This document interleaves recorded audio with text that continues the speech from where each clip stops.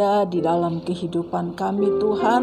Kami bersyukur kepadamu Tuhan Yesus, Engkau berikan kami kesempatan pada pagi hari ini untuk kami boleh beribadah bersama di tempat ini Tuhan. Kami bersyukur kami sudah memuji-muji Engkau, menyembah Engkau Tuhan. Biarlah setiap pujian yang sudah kami naikkan ke hadirat-Mu Tuhan boleh menyenangkan hati-Mu Tuhan Yesus. Sudah tiba saatnya kami siapkan hati kami untuk menerima taburan kebenaran firman-Mu Tuhan. Engkau berkati Tuhan Yesus. Kuduskan hati dan pikiran kami. Kuduskan seluruh kehidupan kami Tuhan. Supaya setiap firman Tuhan yang sebentar kami akan terima, firman-Mu boleh tertanam di dalam hati kami. Firman-Mu Tuhan boleh kami mengerti Tuhan Yesus. Untuk kami boleh dapat lebih mengenal Engkau di dalam kehidupan kami Tuhan. Supaya kami boleh lebih mengasihi Engkau, lebih cinta Engkau, lebih setia kepadamu Tuhan. Sebab itu Tuhan Yesus, Engkau berbicaralah Tuhan lewat lidah bibir hamba-Mu Tuhan. Engkau sembunyikan hamba-Mu di belakang salib-Mu Tuhan. Urapi lidah bibir hamba-Mu dalam menyampaikan kebenaran firman-Mu Tuhan. Berikan kepada hamba-Mu hikmat marifat yang daripada Tuhan, kebijaksanaan yang daripada Engkau Tuhan. Biarlah setiap firman Tuhan yang kami terima pada saat ini, firman-Mu boleh menjadi kekuatan baru di dalam kehidupan kami Tuhan. Terima kasih Tuhan Yesus. Urapi seluruh kehidupan kami, hati dan pikiran kami, seluruh hidup kami taruh di bawah kaki salib-Mu Tuhan Yesus. Engkau kuasai seluruh kehidupan kami, supaya tidak ada tempat bagi iblis untuk mempengaruhi kehidupan kami Tuhan. Karena kami ini milik-Mu Tuhan Yesus. Sebab itu Tuhan, Engkau kuasai kami Tuhan Yesus. Berkati ibadah kami, urapi ibadah kami dengan kuat kuasa-Mu Tuhan. Terima kasih Tuhan, terima kasih. Segala puji syukur kami kembalikan kepadamu Tuhan. Kami sambut firman-Mu Tuhan dengan penuh ucapan syukur kami. Di dalam nama Tuhan Yesus, Juru Selamat kekasih jiwa kami. Kami sudah berdoa serta kami mengucap syukur. Haleluya. Amin. Puji Tuhan, silakan duduk saudara. Puji Tuhan, Tuhan berikan kita kesempatan untuk kita beribadah pada saat ini. Kita bersyukur kepada Tuhan di dalam keterbatasan kita, tapi kita bersyukur kita bisa beribadah kepada Tuhan. Puji Tuhan saudara.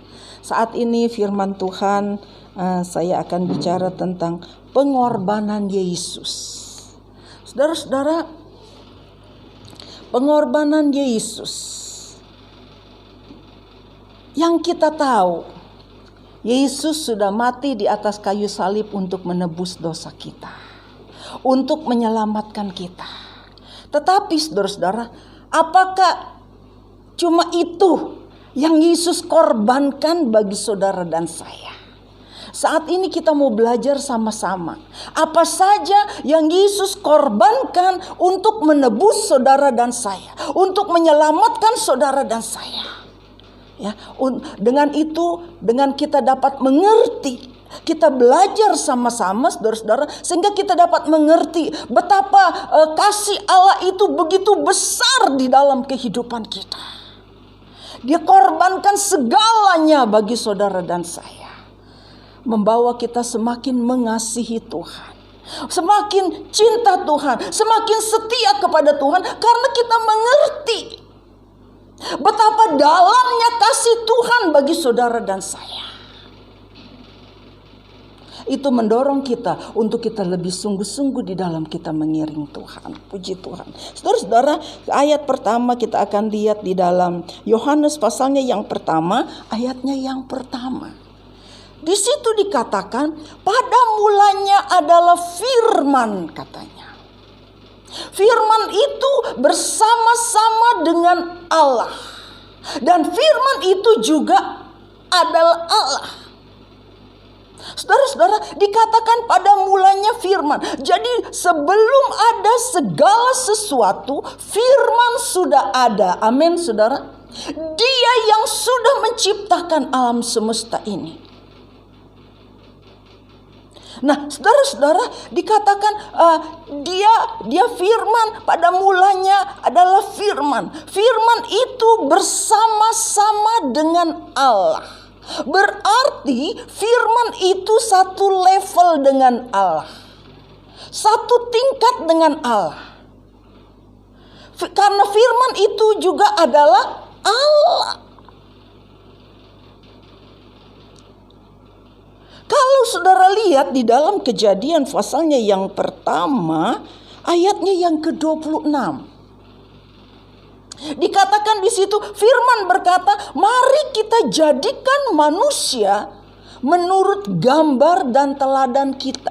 Menurut gambar kita, terjemahan baru katakan. Terjemahan lama dikatakan, mari kita jadikan manusia menurut gambar dan teladan kita. Jadi manusia yang Tuhan ciptakan ini, saudara dan saya, kita ini adalah gambarnya Tuhan. Haleluya, saudara. Kita ini duplikatnya. Gambarnya Tuhan. Karena Tuhan jadikan kita menurut gambarnya, menurut polanya Dia. Di dalam ciptaan, di dalam Allah menciptakan manusia, kita lihat manusia dijadikan dari debu tanah. Allah menyediakan debu tanah. Bapa menyediakan debu tanah. Firman yang membentuk manusia dengan tangannya sendiri. Lalu roh yang kita kenal adalah Roh Kudus, Dia menghembuskan nafas hidup, menghembuskan rohnya kepada manusia sehingga manusia menjadi makhluk hidup. Lalu manusia itu, kalau saudara lihat di dalam ayatnya pasal 2 ayat 15 sampai 17, di situ dikatakan manusia yang sudah Tuhan ciptakan, manusia yang sudah diciptakan oleh firman menurut gambarnya Tuhan, menurut polanya Tuhan, ditaruh di Taman Eden. Dengan satu undang-undang, satu peraturan. Pada waktu setelah manusia diciptakan oleh Tuhan, Tuhan sudah memberikan satu peraturan. Contoh, negara kita juga memberikan peraturan, memberikan undang-undang kepada rakyatnya, kepada masyarakat. Salah satunya undang-undang untuk kita bisa hidup rukun, kita harus hidup saling toleransi, saling menghargai satu dengan yang lain. Itu contohnya, saudara. Nah, begitu juga pada waktu manusia setelah ditaruh sama Tuhan di Taman Eden, Tuhan memberikan firman. Tuhan memberikan satu aturan. Kalau kita lihat di dalam firman Tuhan, Tuhan bilang, biarlah manusia menguasai, memelihara taman ini. Taman Firdaus itu Tuhan percayakan kepada manusia untuk dipelihara, untuk dijaga, supaya kelestariannya tetap baik. Nah, selain itu dikatakan, Tuhan memberikan satu peraturan. Dia katakan semua buah-buah yang ada di dalam taman ini boleh kamu makan sesukamu. Tetapi ini undang-undangnya. Ini aturan yang Tuhan berikan. Buah pohon pengetahuan baik dan jahat yang ada di tengah taman ini jangan engkau makan. Pada hari engkau makan, engkau akan mati. Itu undang-undang. Itu peraturan yang Tuhan kasih. Tuhan mau, Tuhan menciptakan manusia bukan untuk mati, saudara. Tuhan ciptakan manusia supaya manusia itu bisa hidup, bisa bergaul dengan Allah, bisa berkomunikasi dengan Allah. Di dalam itu semua Tuhan memberikan aturan. Jangan makan. Pada hari engkau makan, engkau akan mati. Itulah aturan, itulah peraturan, itulah undang-undang, itulah firman yang Tuhan berikan kepada manusia. Supaya manusia taat. Kalau manusia itu taat kepada undang-undangnya Tuhan, kalau manusia itu taat kepada firman Tuhan, kepada peraturan yang Tuhan kasih, maka manusia akan hidup, akan mendapat hidup. Seperti apa rencana Tuhan bagi manusia, supaya manusia tetap hidup, manusia tetap bisa memuliakan Allah.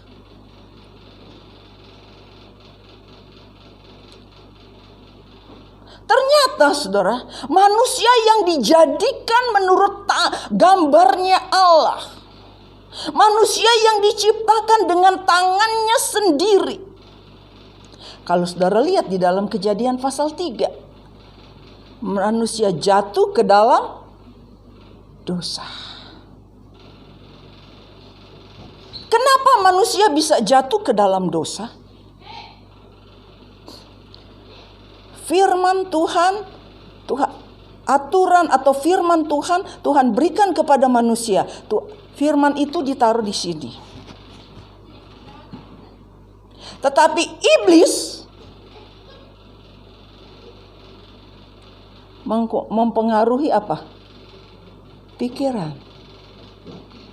Kan kadang-kadang hati dengan pikiran enggak sejalan, saudara ya.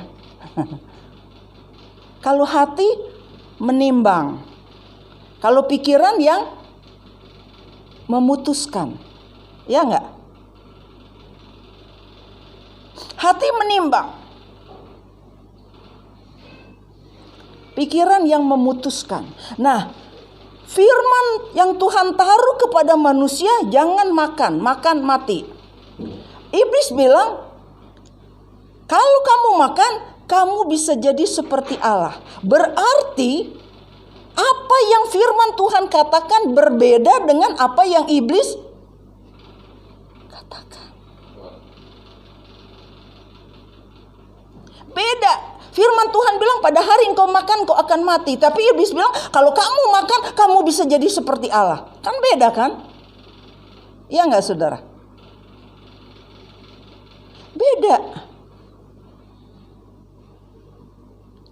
Kadang-kadang manusia kepengen melihat sesuatu yang berbeda. Mau sesuai dengan firman Tuhan kek, enggak kek, yang penting berbeda. Tapi kita, Rasul Paulus katakan, hendak peganglah apa yang ada padamu, katanya. Manusia sudah gagal untuk pegang apa yang ada padanya. Firman Tuhan yang Tuhan berikan, dengan mudahnya mereka lupakan. Karena bujuk rayu daripada si iblis. Karena apa? Iblis pengaruhi pikirannya.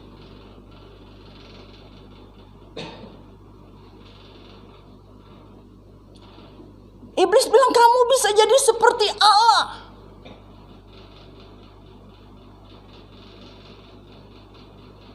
Tapi Tuhan bilang, pada hari engkau makan, kau akan mati. Padahal sebenarnya iblis yang kepingin jadi seperti Allah.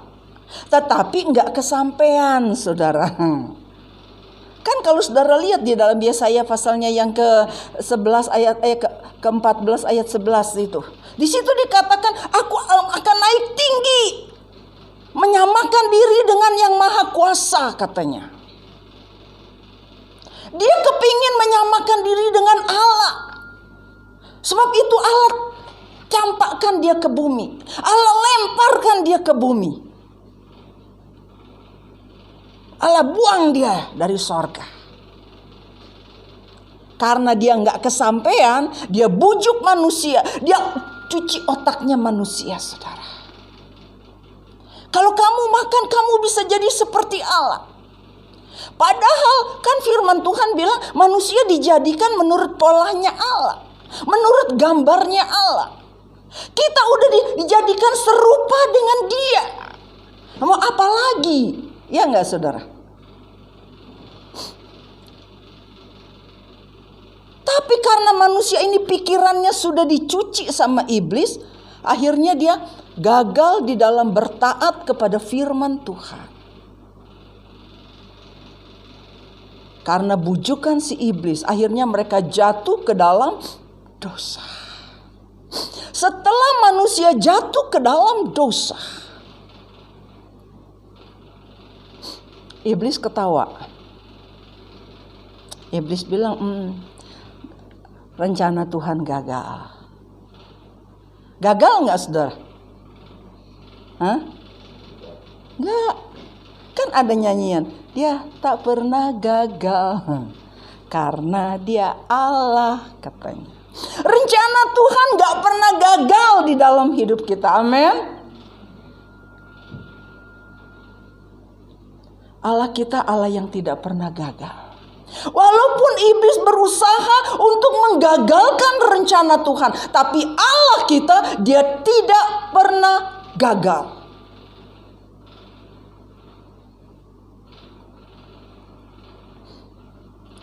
Kalau manusia sudah jatuh ke dalam dosa, firman ini, karena dia yang punya usul, dia yang menciptakan manusia, yang membentuk manusia. Kata Bapak bilang, kalau kita pakai bahasa kita, kamu yang menciptakan manusia, kamu yang membentuk manusia. Sekarang manusia sudah jatuh ke dalam dosa. Manusia sudah tidak taat kepada kita. Sekarang bagaimana caranya untuk menyelamatkan manusia itu? Mengangkat kembali martabat manusia itu. Mengangkat kembali posisi manusia itu. Bagaimana caranya? Yesus harus menjelma menjadi manusia. Yohanes 1 ayatnya yang ke-14. Firman telah menjadi manusia. Nah, Yesus untuk dia menjadi manusia itu ada prosesnya, saudara. Sebab itu judul khotbah saya saat ini adalah pengorbanan Yesus. Yesus untuk menjadi manusia, Yesus untuk menjelma, katanya, berinkarnasi. Untuk menjelma menjadi manusia ada prosesnya. Kalau dia datang ke dalam dunia ini menebus manusia dalam keadaan seperti Allah, dalam keadaan Allah, manusia bisa terima nggak? Keadaan manusia nggak bisa terima. Karena Allah itu kudus, Allah itu suci, Allah itu penuh dengan kemuliaan. Pada waktu Musa ingin melihat Allah, sama Tuhan cuma dikasih lihat ininya, saudara. Apa ini ya? Punggungnya apa? Pundaknya. Musa buta 40 hari, saudara. Lihat Allah lewat cuma dikasih lihat belakangnya doang, saudara. Karena kemuliaan Allah yang luar biasa. Nah, kalau Allah, firman itu datang ke dalam dunia dalam wujud sebagai Allah, keadaan manusia nggak bisa terima. Sebab itu dia harus menjadi manusia. Yang kalau kita nyanyi Natal, firman, yaitu firman Allah yang turun ke bumi, yang jadi sama dengan manusia, katanya. Firman Allah turun ke bumi menjadi sama dengan manusia. Sama seperti kita. Perasaannya sama seperti kita.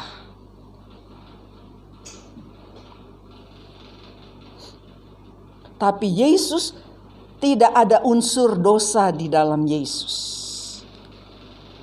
Karena dia dari sejak dikandung, dalam kandungan, dia itu dari apa? Itu Roh Kudus gitu kan ya. Nah, saudara-saudara, kalau kita lihat pada waktu Yesus mau dilahirkan, dalam Lukas pasalnya yang kedua, Allah pilih Bapak pilih Maria.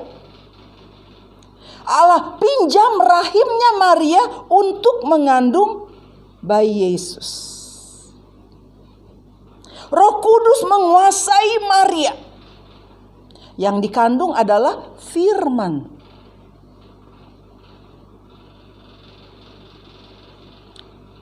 Saudara-saudara, kenapa Allah pilih Maria? Bukan ambil dari keturunan raja misalnya, saudara. Tapi dia pilih Maria. Karena Maria bukan orang kaya. Tetapi dia anak seorang imam katanya, kalau saudara lihat di dalam Injil Lukas.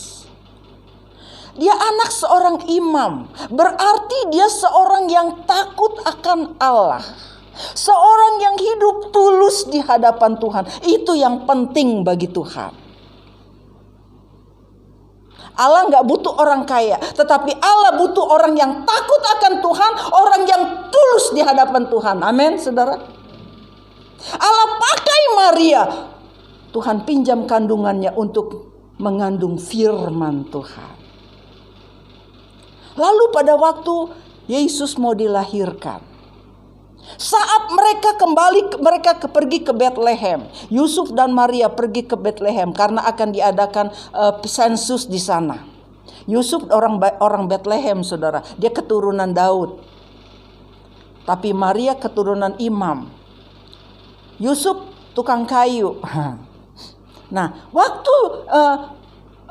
waktu mereka pergi ke Bethlehem, Maria dalam keadaan mengandung Yesus. Mengandung bayi kudus katanya. Saat Maria akan melahirkan bayi kudus, kalau saudara lihat di dalam Lukas pasal 2, tidak ada tempat untuk mereka menginap di sana. Apakah secara kebetulan, saudara? Oh, pas aja kali itu, karena mereka semua pada pulang kampung untuk diadakan sensus. Bisa pas kebenaran aja, hotel-hotel semua penginapan penuh, sehingga mereka nggak ada tempat untuk istirahat gitu kan. Nah, bukan secara kebetulan tempat itu penginapan penuh, bukan. Tetapi sebenarnya dunia menolak kelahiran Sang Juru Selamat. Dunia menolak kelahiran firman. Karena firman punya visi untuk menyelamatkan manusia. Sebab itu semua tempat penuh. Dia harus, sang raja, sang juru selamat harus lahir di dalam sebuah kandang. Sesusah-susahnya kita, semiskin-miskinnya kita, gak ada yang lahir di kandang. Iya gak, saudara? Paling kurang di rumah. Panggil bidan. Saya waktu melahirkan Rani di rumah bidan, saudara. Bidan buka praktek di rumahnya. Paling kurang di rumah panggil bidan untuk bantu proses melahirkan gitu kan. Saat Yesus mau dilahirkan, gak ada tempat untuk. Dunia tertutup. Dunia gak memberikan tempat untuk Sang Juru Selamat lahir. Untuk Sang Mesias lahir. Bukan secara kebetulan, tapi memang dunia menolak kelahirannya.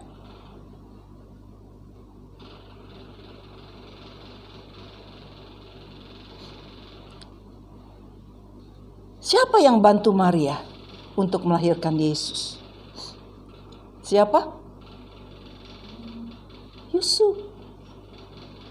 Yusuf gak pernah sekolah bidan dia, saudara. Dia tukang kayu. Firman Tuhan bilang, tukang kayu berarti kan apa? Tukang bikin kursi, tukang bikin meja, bikin palang pintu itu kusen. Itu pekerjaannya Yusuf. Kerjanya pegang gergaji, pegang paku, pegang palu itu. Sekarang dia harus jadi bidan untuk membantu Maria dalam proses melahirkan. Bagaimana Yusuf bisa jadi bidan? Karena yang dilahirkan ini Sang Juru Selamat, Roh Kudus, Allah Bapa yang memimpin Yusuf untuk membantu proses kelahiran Sang Juru Selamat. Sehingga lahirlah Yesus Juru Selamat dunia. Singkat cerita, setelah Yesus lahir, dia tumbuh menjadi besar.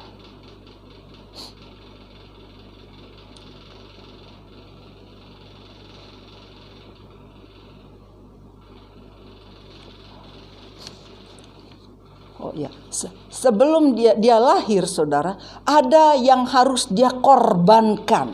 Untuk dia menjadi manusia, ada yang harus dia korbankan. Apa, saudara? Kita lihat sama-sama, saudara bisa baca di dalam Filipi pasalnya yang ke-6.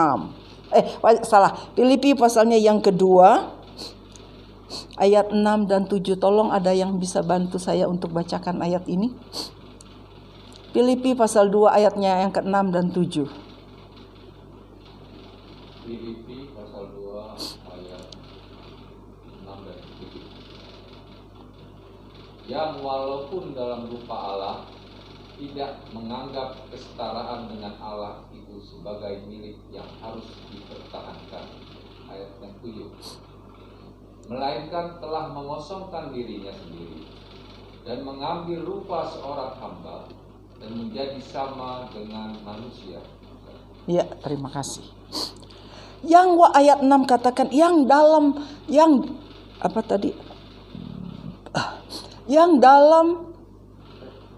ayat 6?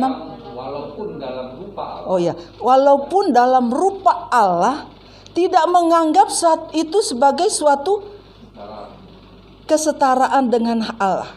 Kalau terjemahan lama, saya lebih hafal terjemahan lama, saudara. Walaupun dia Allah, dia tidak mengindahkan kesetaraan dengan Allah itu menjadi suatu keuntungan yang harus dipertahankan. Kesetaraan dengan Allah tidak dianggap itu sesuatu yang harus dipertahankan. Berarti Yesus untuk menjadi manusia, dia harus tinggalkan kealahannya. Saudara ngerti maksud saya ya? Jadi dia harus lepaskan atribut kealahannya. Sebab itu tadi saya katakan, kalau Yesus datang dalam bentuk Allah, nggak bisa. Manusia nggak bisa terima. Karena Allah itu kudus, suci. Tetapi untuk dia menjadi manusia, dia harus tanggalkan kealahannya. Dia tinggalkan kemuliaannya sebagai Allah. Dia tinggalkan kealahannya, katanya. Dia tinggalkan kemuliaannya. Dia tinggalkan kealahannya, kemuliaannya, kekuasaannya sebagai Allah. Dia lepaskan semua, dia kosongkan dirinya.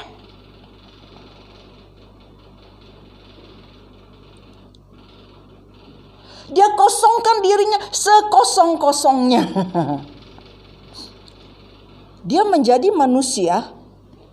Pertama, dia tinggalkan kealahannya ya. Kedua, dikatakan dia menjadi manusia dan bukan saja menjadi manusia, tetapi dia menjadi seorang hamba.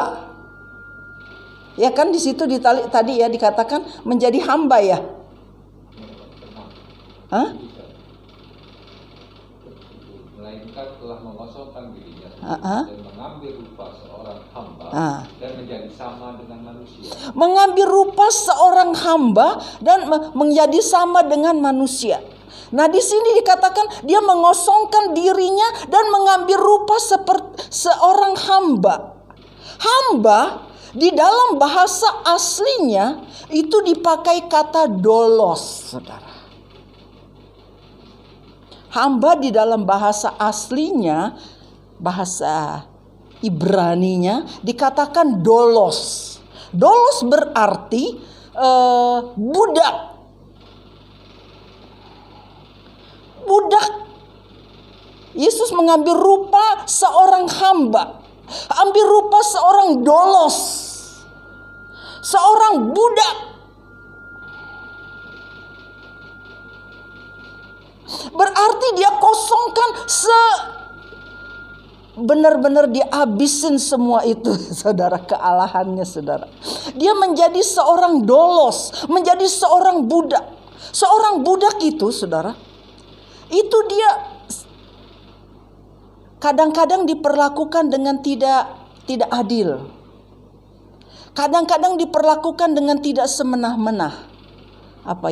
Tidak ada perikemanusiaan. Saya ingat Tante Broadland, guru kami waktu di sekolah Alkitab dulu. Dia katakan, kita ini dolos, katanya. Kita ini hamba.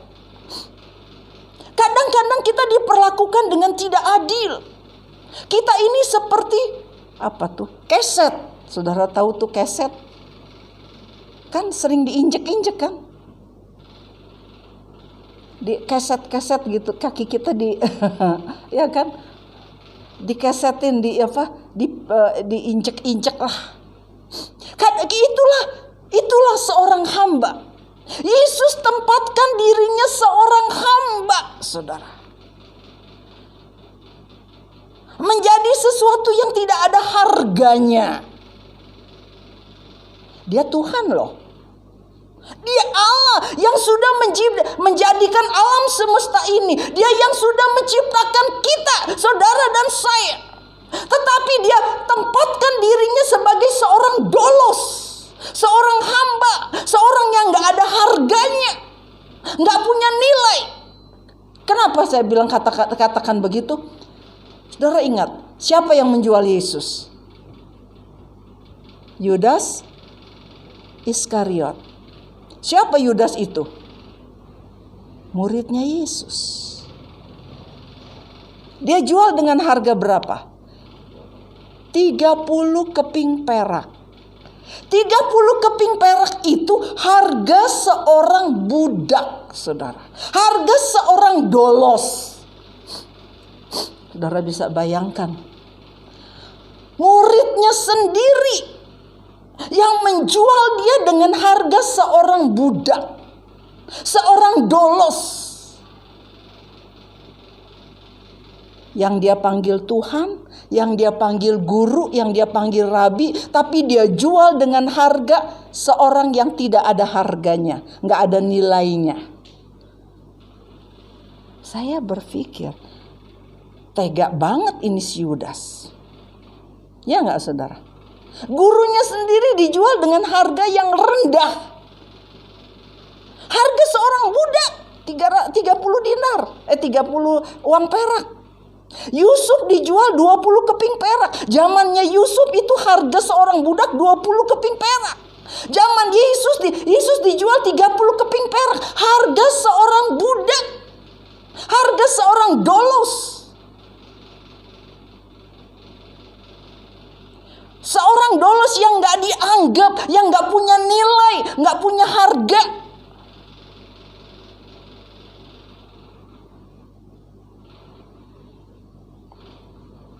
Dia rela. Dia tinggalkan sorga. Dia tinggalkan kealahannya. Dia tinggalkan kemuliaannya. Lalu dia rela juga. Pertama, dia tinggalkan kealahannya. Kedua, dia rela jadikan dirinya itu seorang dolos. Dia rela, dia biarkan dirinya diperlakukan dengan tidak adil oleh manusia yang sudah tangannya sendiri ciptakan, saudara. Itu pengorbanan. Pengorbanan Yesus bagi saudara dan saya. Sebelum dia naik ke atas kayu salib, ada banyak hal yang dia korbankan bagi saudara dan saya.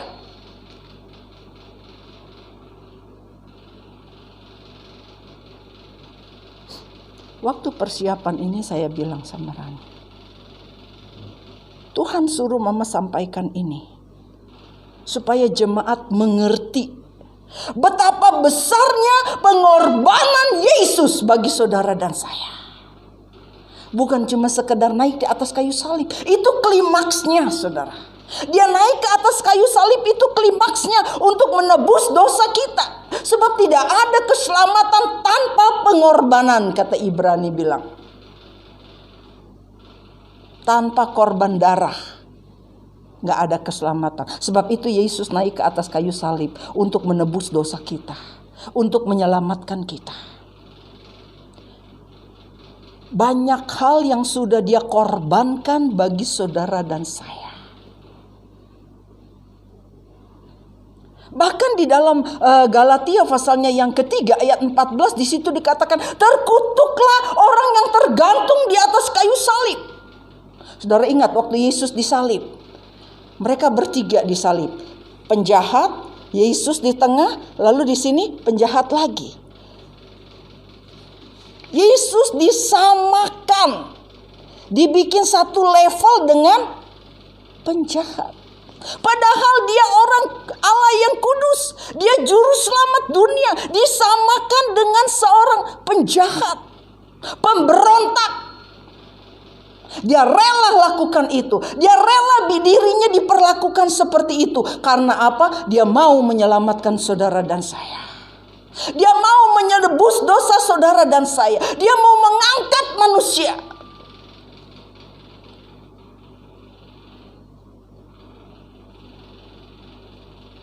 Karena dosa, Rom 6 ayat 23 katakan, upah dosa maut. Tapi anugerah Allah hidup yang kekal.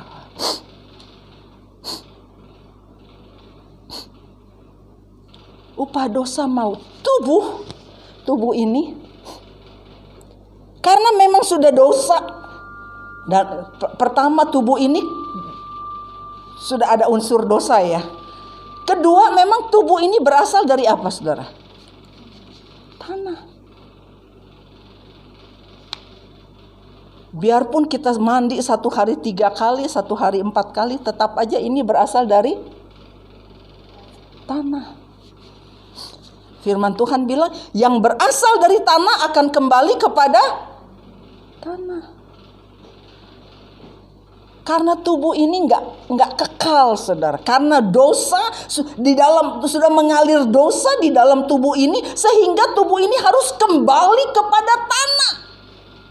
Tetapi yang katakan yang berasal dari tanah akan kembali kepada tanah. Yang berasal dari Allah akan kembali kepada Allah. Apa yang berasal dari Allah? Roh.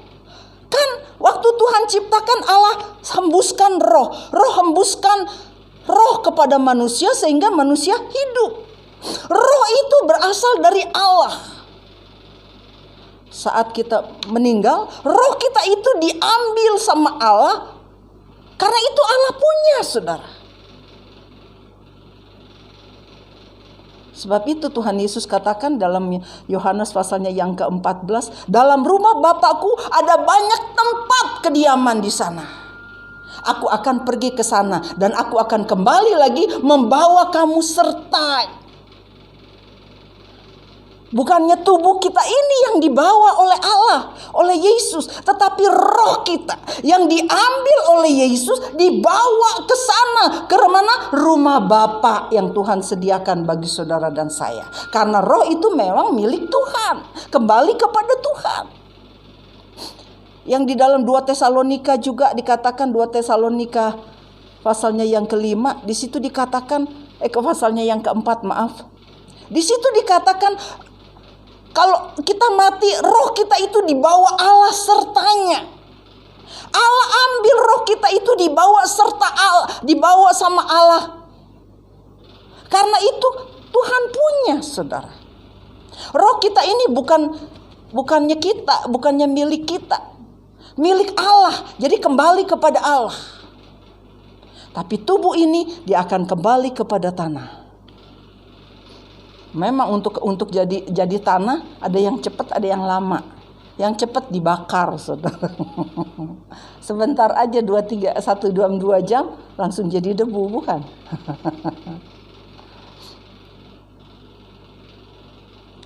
Tetapi dia memang harus kembali kepada tanah. Yang Tuhan tebus kita adalah roh kita. Amin, saudara. Yang diselamatkan adalah roh kita. Tubuh ini binasa. Tubuh ini fana, saudara. Enggak abadi, enggak kekal. Tetapi roh yang berasal dari Tuhan, yang Tuhan berikan kepada kita, itu yang kekal. Roh itu yang memberikan kita hidup.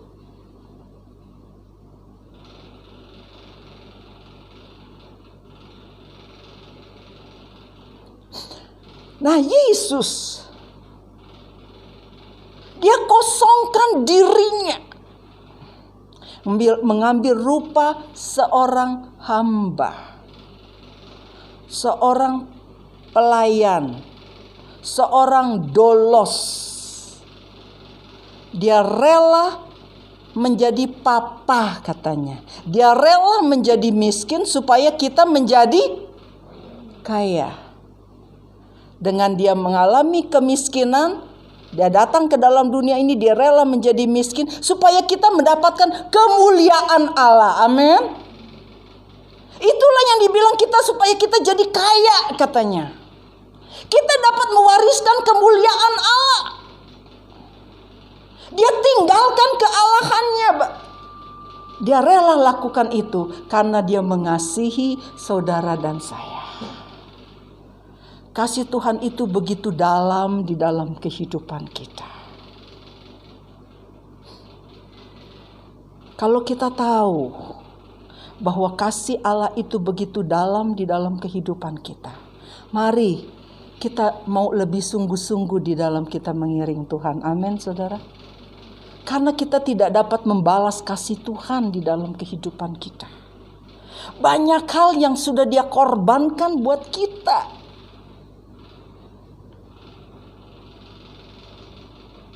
Sampai dia harus tinggalkan kealahannya.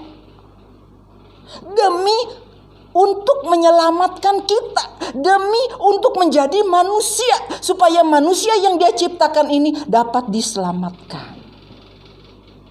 Itulah yang dikatakan anugerah Allah bagi saudara dan saya. Sebab itu biarlah kita mau belajar menghargai anugerah Allah, menghargai kemurahan Allah, menghargai kasih setia Tuhan di dalam kehidupan kita. Dengan kita mau sungguh-sungguh di dalam kita mengiring Tuhan, karena kita sudah tahu betapa dalamnya kasih Tuhan bagi saudara dan saya. Kita renungkan firman Allah pada saat ini. Apa yang sudah kita buat untuk Tuhan?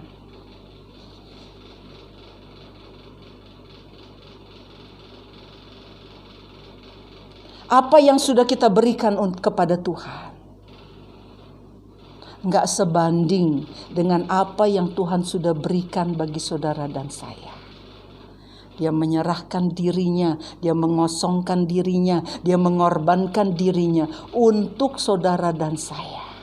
Dia sudah korbankan segalanya buat saudara dan saya. Sebab itu biarlah kita mau belajar setia kepada Tuhan. Belajar taat kepada Tuhan. Sebagai ayat terakhir, saya ingin kita lihat di dalam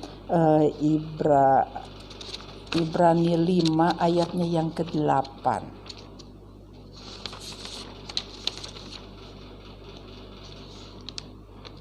Ibrani 5 ayatnya yang ke-8, tolong.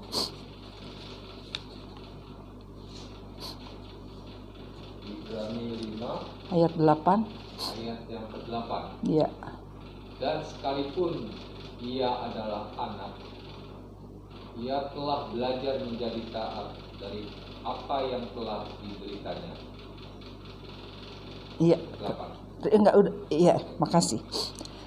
Walaupun dia anak, katanya. Sekalipun dia anak, dia sudah belajar taat kepada bapaknya. Yesus, dia Allah, dia Tuhan. Tapi dia belajar taat kepada Bapaknya. Terjemahan lama katakan. Nah, kalau Yesus aja sudah belajar taat kepada Allah, dia memberikan satu teladan. Dia memberikan satu contoh bagi kita dalam hal ketaatan. Dia mau kita juga belajar taat. Manusia sudah gagal di dalam bertaat kepada Allah.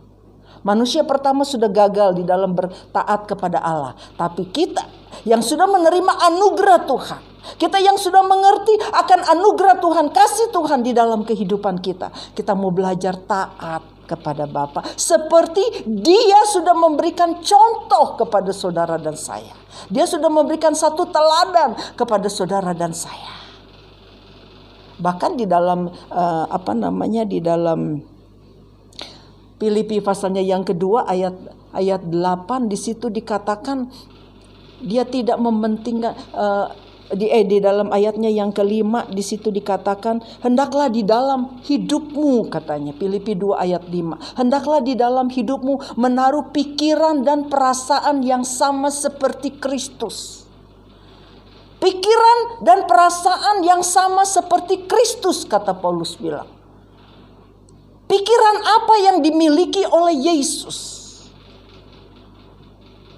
Kalau dia tinggalkan sorga, dia tinggalkan kemuliaannya untuk menyelamatkan manusia, berarti dia tidak mementingkan diri sendiri. Mementingkan untuk orang banyak. Mementingkan keselamatan orang banyak. Sebab itu Paulus katakan, hendaklah dalam hidupmu menaruh pikiran dan perasaan yang sama seperti Kristus. Untuk kita bisa memiliki pikiran dan perasaan yang sama seperti Kristus, kita perlu pikiran dan perasaan kita ini dikuasai oleh Kristus. Amin, saudara. Kita perlu pikiran dan perasaan kita ini dikuasai, dipimpin oleh Yesus. Supaya kita dapat memiliki pikiran dan perasaan yang sama seperti Dia. Yang tidak mementingkan keuntungan diri sendiri, tapi mementingkan untuk keselamatan bagi orang banyak. Kadang-kala di dalam kehidupan ini kita suka ego kan, saudara ya. Lebih banyak untuk kita daripada untuk orang lain. Tapi kita belajar dari firman Allah ini. Yesus sudah memberikan teladan. Yesus sudah memberikan contoh bagi saudara dan saya. Kita mau belajar melakukan apa yang Yesus lakukan di dalam Dia menyelamatkan kita. Kiranya Tuhan tolong kepada kita semua. Kita renungkan firman Allah sambil saya ingin kita nyanyikan itu lagu. Firman Tuhan saya nggak panjangkan, kita nyanyikan itu lagu, Aku Mengasihi Engkau Yesus, haleluya. Minggu depan kita siapkan diri untuk perjamuan kudus. Jadi karena kita sudah beribadah sama-sama saat ini, kalau saudara merasa perlu gitu kan, saudara bisa minta ke sini gitu kan. Terima kasih Tuhan. Saudara-saudara, marilah kita pulang dengan membawa berkat daripada Allah Bapa, kasih sayang dan kecintaan daripada Tuhan kita Yesus Kristus, persekutuan, penghiburan daripada Roh Kudus menyertai kita mulai saat ini sampai Maranatha. Tuhan Yesus datang kedua kali menjemput kita semua.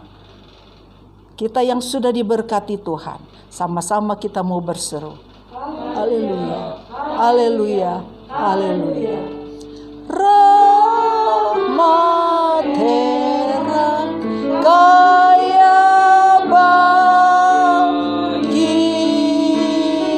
Satu kali lagi. Rahmat Tuhan kaya bagiku.